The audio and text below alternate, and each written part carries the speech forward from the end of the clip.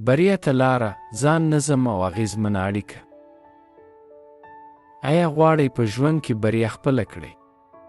نو راځئ چې د ځان نظم او اغیزمنې اړیکې په اړه خبرې وکړو. دا دوه داسې وسیلې دي چې ستاسو راتلونکي روښانه کولی شي.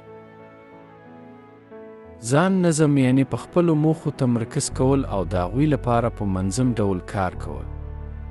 دا داسې ده لکه یو پیاوړی انجن چې ستاسو خوبونه مخته وړي. آیا کله مو هڅه کړې چې یو کار پیل کړئ خو نیمګړی پاتې شي؟ ځان نظم تاسو سره مرسته کوي چې کارونه تر پایه ورسوي او بریا ته ورسیږي.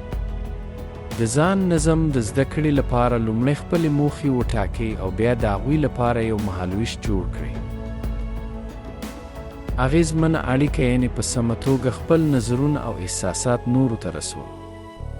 دا د نورو سره د اړیکو جوړولو او د هغوی په قانع کولو کې ډیره مهمه ده. آیا کله مو هڅه کړې چې یو څه تشریح کړئ خو نورو ته سمه نه وي رسېدلې؟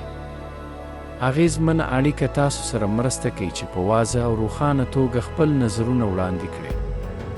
د اغیزمنې اړیکې لپاره لومړی ښه اورېدونکي اوسئ او بیا په نرمۍ او احترام سره خپل نظرونه بیان کړئ. ځان نظم او اغیزمنه اړیکه یو بل سره تړلي دي. د ځان نظم تاسو سره مرسته کوي چې په خپلو موخو تمرکز وکړئ او اغیزمنه اړیکه تاسو سره مرسته کوي چې د نورو څخه ملاتړ ترلاسه کړئ. د مثال په توګه که تاسو غواړئ یو نوی مهارت زده کړئ، ځان نظم تاسو سره مرسته کوي چې په منظم ډول تمرین وکړئ او اغیزمنه اړیکه تاسو سره مرسته کوي چې د ښوونکو او ملګرو څخه مرسته وغواړئ. ځوانان، اوس تاسو وار دی.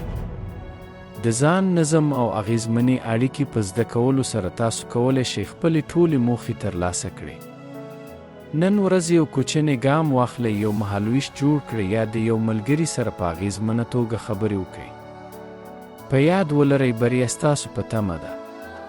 خپل نظرونه په کامنټ کې شریک کړئ او دا ویډیو له خپلو ملګرو سره هم شریکه کړئ ترڅو هغوی هم وهڅول شي.